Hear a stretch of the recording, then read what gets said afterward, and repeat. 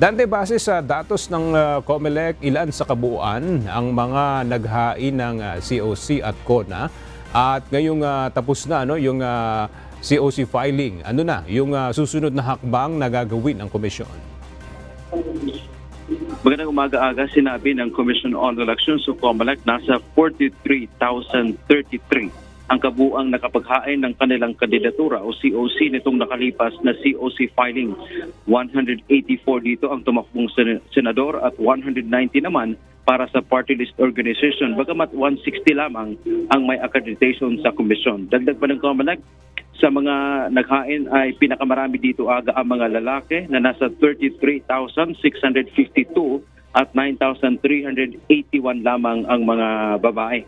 Naging maayos naman aniya sa kabuuan ang COC filing at nagkaroon lang ng kaunting kaguluhan sa Maguindanao kung saan nagkaroon ng barilan ng dalawang grupo ng supporters ng mga kumakandidato, pero natuloy naman ang filing ng COC doon.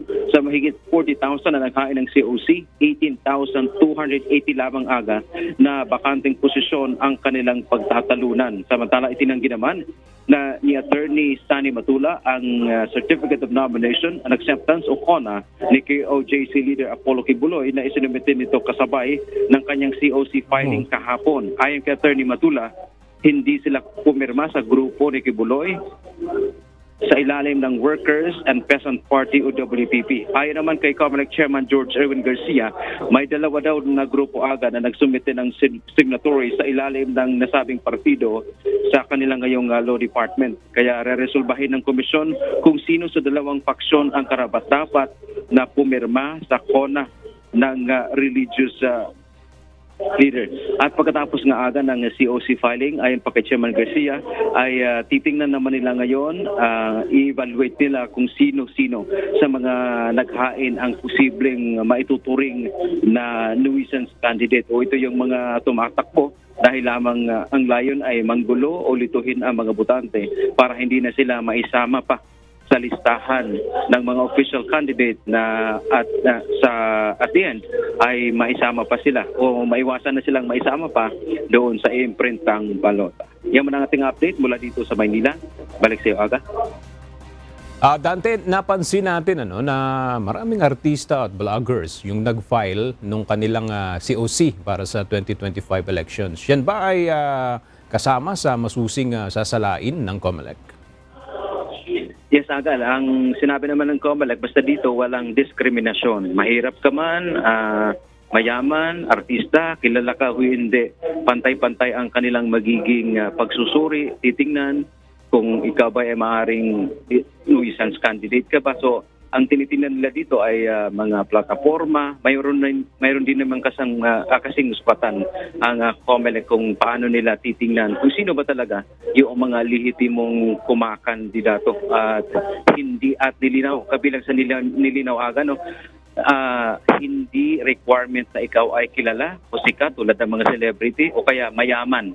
Ito ngayon yung bago kasing desisyon ng Korte Suprema na hindi pwedeng requirement ng COMELEC na ikaw ay may mayaman ka o may pera ka para makapag-mount ka ng campaign sa buong bansa. So tanggal na yun sa requirement at yung kilala ka, sabi din ng Korte Suprema, or kahit hindi ka kilala o hindi ka kaalyado ng isang partido, ay hindi ka rin pwedeng tanggihan ng COMELEC na mag-file ng inyong COC. At dahil nga dyan sa ruling na yan ng Supreme Court, inaasahan natin aga na mas maraming mga pangalan ng mga kumakandidato ang mailalagay ngayon sa balota. Tiniyak kasi ng COMELEC na dahil nga doon sa ruling ng Supreme Court, kapag walang masasabi nating mahirap ang isang tumatakbo, ay tiniyak nila na hindi nila ito i-disqualify bilang nuisance candidate. Dante, hanggang kailan yung hihintayin natin bago makapaglabas ang COMELEC ng official na pahayag kung sino yung nuisance at sino yung official na mga kandidato? Ang sabi ng COMELEC kanina, ongoing kasi ang press ngayon dito ni Chairman Garcia, target nilang ma-resolve lahat ng nuisance cases sa susunod na buwan. At yun namang mga iba pang mga, halimbawa, makakuha sila ng temporary restraining order. Halimbawa kasi sa kaso ng party list, disqualify nila nag-apela sa Korte Suprema, nakakuha ng TRO. So, ang sinasabi ni Chairman Garcia, sana makakuha na ng TRO before December 13 para hindi na sila magka-problema pa doon sa pag-imprinta ng balota. Kasi naging issue yan dati aga, no? Kasi na-imprinta na yung balota, may nakakuha ng TRO. Problema ngayon ng COMELEC, saan ilalagay yung pangalan nung nakakuha na TRO na party list particular. So yun yung target nila. By December sana makompleto na rin at may labas na rin nila yung kompletong listahan kung sino-sinong mga kandidato, individual man yan o kaya kandidato bilang party list group at iba pang political parties. Okay, maraming salamat, Dante Amento.